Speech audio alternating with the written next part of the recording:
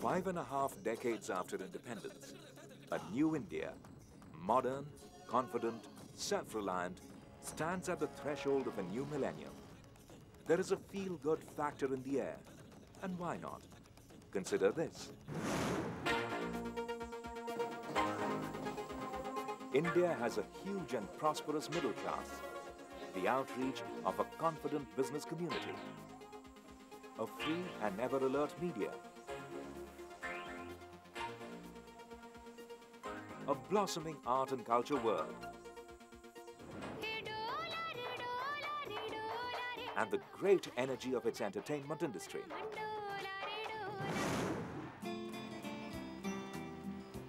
India's liberalized economy, one of the fastest growing in the world today, is expected to reach a stable 7% within the next 1 or 2 years. India today has emerged as the 7th largest exporter of food grains in the world, a positive balance of payments, and an all-time high of $86 billion in foreign exchange reserves, racing to cross the $100 billion mark, reflect the strength and confidence of the economy. The economic reforms, combining growth with social development, are paying off. This, then, is India. A confident India seen as a key player in a fast globalizing world. And this confidence shapes our foreign policy.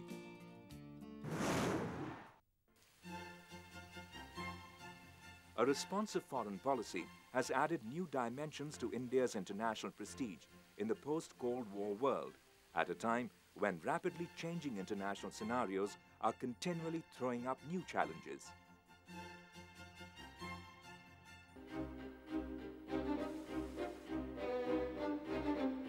India has succeeded in meeting the demands of the new international climate by creating its own strategic space and by the simultaneous enhancement of relationships. India's relations with the US are today marked by unprecedented cooperation in several fields, all aimed to fulfill the commitment given by the leaders of both countries to qualitatively transform the bilateral relationship. Mr. Prime Minister, welcome to the United States. A regular exchange of high-level visits and institutional linkages are adding new meaning every day to a relationship which stands on the bedrock of shared democratic ideals and human values.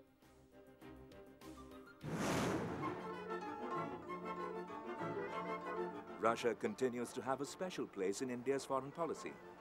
Regular contacts at the highest level have ensured that both countries can build upon traditional friendship and intensive cooperation in economic, defense, and scientific fields.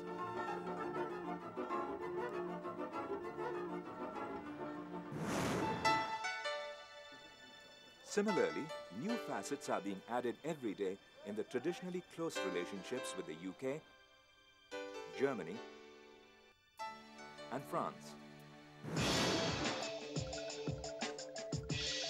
At the multilateral level, India's growing strengths have been instrumental in cementing traditional linkages as well as opening new vistas for cooperation. At the 13th NAM Summit in Kuala Lumpur, Prime Minister Vajpayee reaffirmed the continued relevance of the non-aligned movement. He strongly advocated reorienting NAM's approach in the changed world situation to become an effective platform in the fight against international terrorism. Its relations with the European Union have been institutionalized into annual summit-level interaction. And a special invitation earlier this year saw Prime Minister Vajpayee attend the G8 summit in Evian to discuss issues of global importance.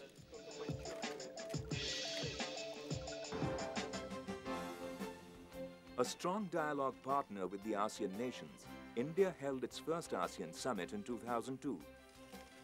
Now, this summit will be an annual event. Closer trade linkages and mutually beneficial infrastructure projects can be expected to give new depth and resilience to India's relations with ASEAN.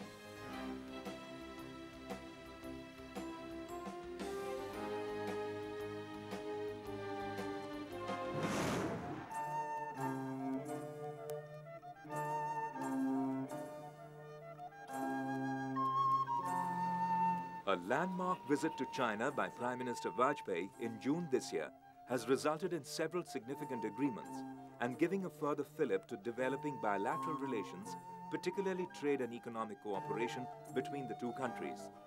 Our bilateral trade has shot up from around 200 million US dollars in the early 90s to around 5 billion US dollars in 2002. It is expected to reach 7 billion US dollars this year. In recent years, India has strongly cemented its relations with all neighboring countries, based on closer economic and political interaction.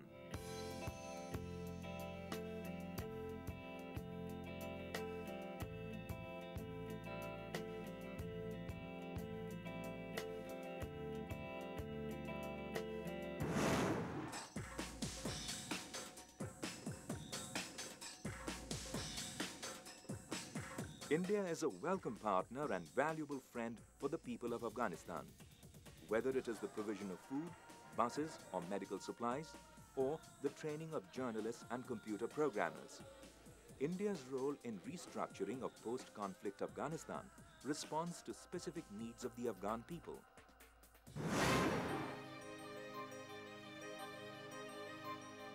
India's relation with the Central Asian states continue to be excellent, underpinned by historic and cultural bonds and regular high-level contacts. India is committed to living in peace, friendship and cooperation with Pakistan and resolving all outstanding issues on a bilateral basis in a peaceful manner.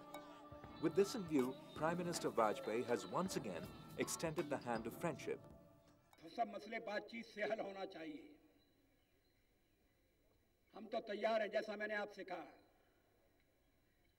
घर के मसले भी और बाहर के मसले भी। बंदूक से मामला हल नहीं होगा, भाईचारे से। Appropriate response by Pakistan to abandon its support to cross-border terrorism in Jammu and Kashmir will go a long way in the normalization process. An evidence of the determination of the Kashmiri people to reject external interference and violence was the recently held election in Jammu and Kashmir, which recorded a 44% turnout, despite threats and intimidation by terrorists.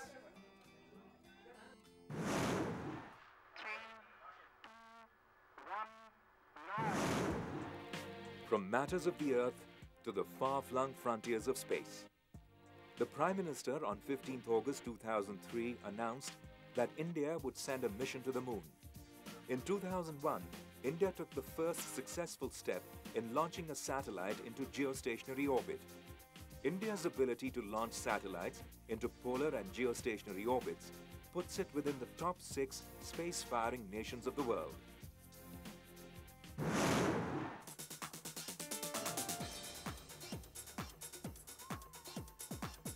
A connectivity revolution is sweeping the country. For instance, the incredible growth of telecom services is reflected in the ISD rates from India to the US.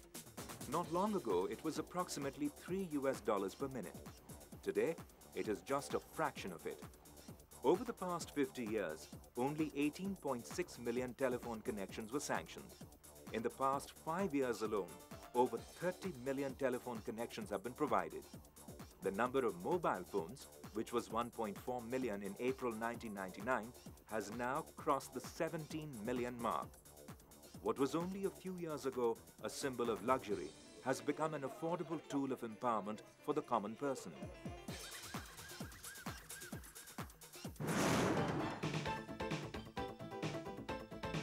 The whole world recognizes India as a software superpower.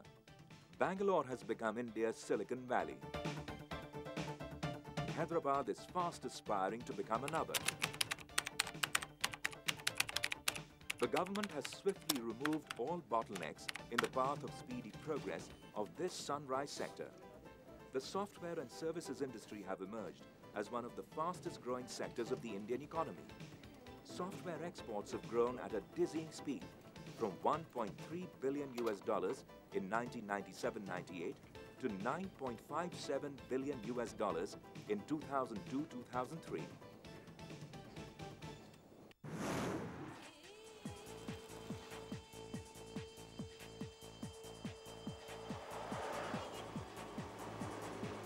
Expansion and strengthening of the infrastructure is being given top priority.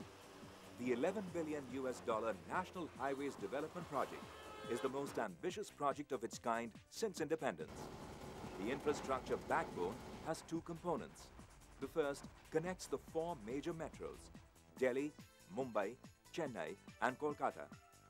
This project is projected to be completed by December 2004. The second component of the North-South corridor connecting Srinagar to Kanyakumari and the East-West corridor connecting Silchar to Porbandar is slated to be completed by December 2007.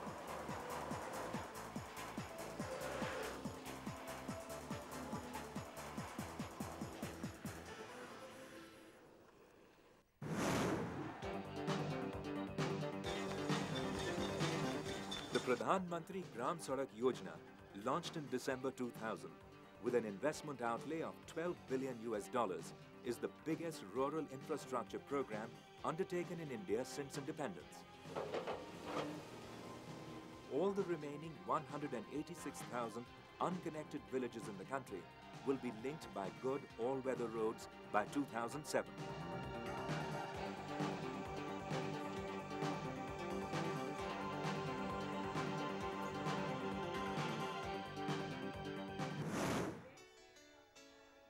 Prime Minister Vajpayee has made a strong commitment to India's young generation, who are the future of the country. Sarv Shiksha Abhiyan, India's largest ever educational program, was launched in November 2000 to achieve the goal of universalization of elementary education.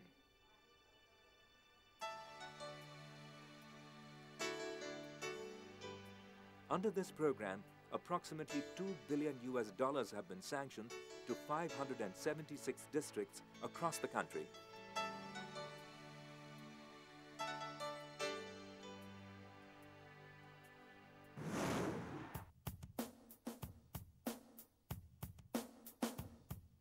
The government is committed to facilitating the construction of 2 million housing units each year to meet the goal of housing for all by 2010.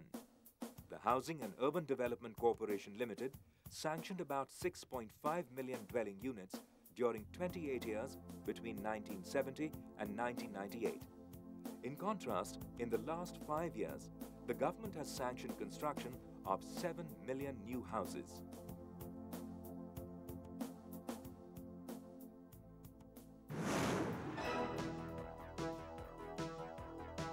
Ports are a key component of the infrastructure, vital for the acceleration of the economic development of a country. India has 13 major ports and 146 minor intermediate ports. The infrastructure of ports is being expanded and modernized on an unprecedented scale. These achievements could not have been possible without a developmental specific vision, commitment and right direction. In the words of Prime Minister Vajpayee, India is marching towards a bright future. We have our share of problems, but these cannot hide the brightness on the horizon. It will be a future free of poverty and all other vestiges of underdevelopment. The day is not far when every region, every community, and every citizen in our country shall enjoy the fruits of India's prosperity and progress, if we want, and if we can act unitedly to get what we want, then this energizing goal can be achieved within the span of one generation. Is this a dream? Yes. Is it an impossible dream? No, it is not. The Prime Minister has given a call to the people to give a concrete shape to what was once a distant dream. The determination of 1 billion people will make this dream a reality.